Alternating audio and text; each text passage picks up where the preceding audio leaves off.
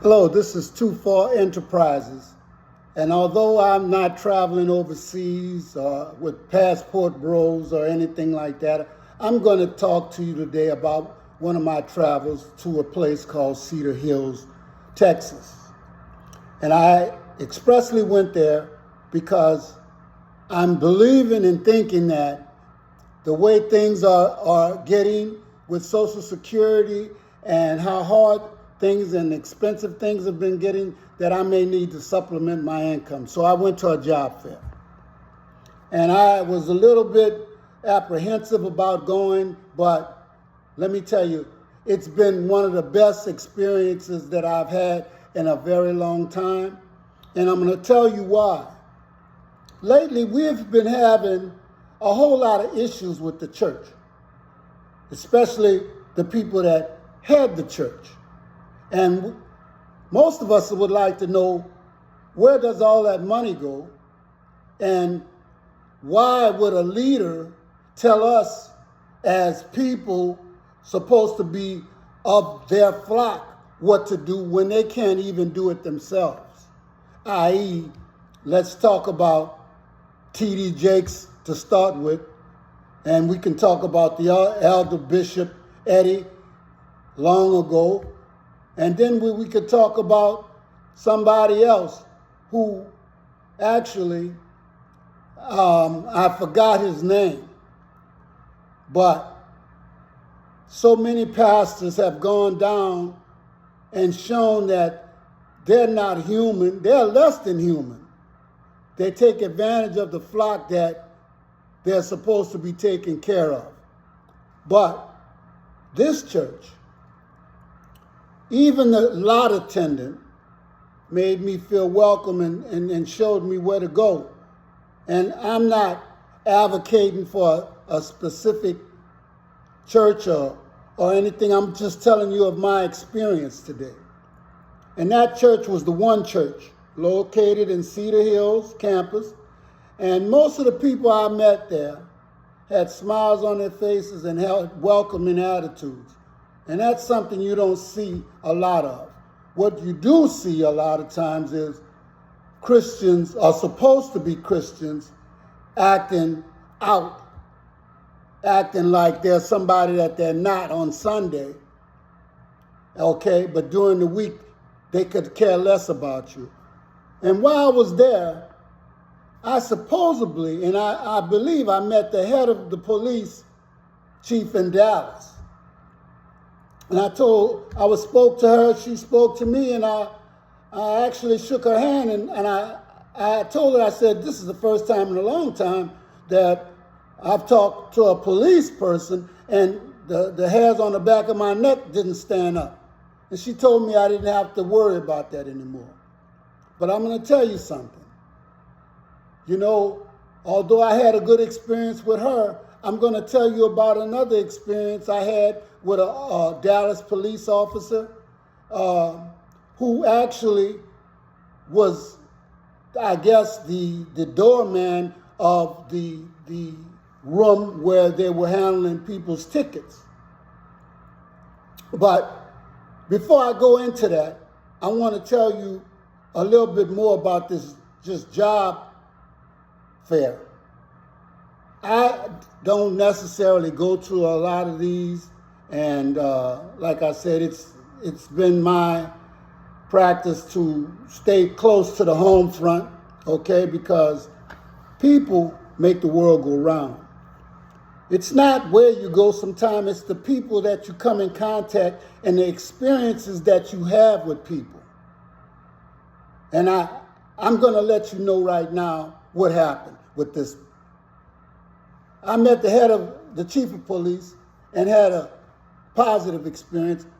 I meet a door person who was a policeman at the ticket office or classroom, and I asked him what that room was for. He tells me it's for tickets. I say, oh, well, you know, I don't have to worry about that. So this black police officer tells me, yeah, keep it like that. I'm looking at him, I'm well over 65, and I'm looking at this guy a black man telling me keep it like that, is that the best that he could tell me? Is that the best that he could treat me? That's how he felt he needed to talk to me. And, it bothered me, but I wasn't going to let it, really get too far, with me in my thoughts, because I understand that not everybody's the same. But he is an exact representation of what black people face on a day-to-day basis, whether that policeman is black or white. And I'm here to tell you, and I'm here hoping that someone from the police department hears this and they understand that the way that they talk to people, is the way that people view them. And with all the killings that police been doing to black people and people, we need to monitor what they do when they're out there supposed to be doing their job. Now, I didn't think what he did was the correct way, especially dealing with somebody is your senior. So there you have it. Getting back to the fair, that one person is not going to stop me from telling you that I applaud the One Church and I applaud all of their volunteers. And I mean that. I'm talking about from the guy sitting out there in the parking lot in that heat telling people where to go. I had to stop and tell him, man, I appreciate you. They were very cordial and they were very helpful. And I got a chance to talk to several people. And this was a second chance job resource fair. And I would encourage people that if they're looking for jobs, you got to get out the house. We've been told to submit your applications online and everything else, but sometimes it's good to talk to people face to face. I actually talked to a young lady that made me feel real good to begin with, and her name was Taylor. She worked with the VOA. I actually had a chance to talk to somebody from the Department of Criminal Justice, Officer Broderick Davis, and we had a great conversation. He even instructed me on how to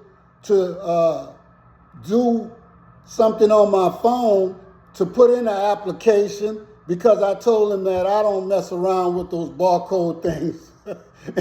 And he showed me. And also, I want to mention Shawanta Butler, a realtor, with bestdfwhouses.com. And they were there to, I guess, instruct people on how to go about, buying or purchasing a home or anything to do with realtors. And so I wanted to make sure that I talked to somebody about our experiences, because I think we talk a lot about negativity and I understand that, especially our professional people. I ask myself, who do they think they are? You're supposed to represent us. Who are you to disrespect the people that you represent? And who are we to allow them to disrespect? Because I thought about it, and then I said, no, if I was going to do anything, I would have needed to talk to the police chief, not to him. Because, see, that was ignorance, okay? No matter if you supposed to be policing the streets or not, you should know one of the first things is how to talk and deal with people. Not from a law enforcement perspective all the time, as a human being, one human to another. And that's what we're lacking. The answer to our social dilemma is the resocialization of our people into our cultural value system that affirms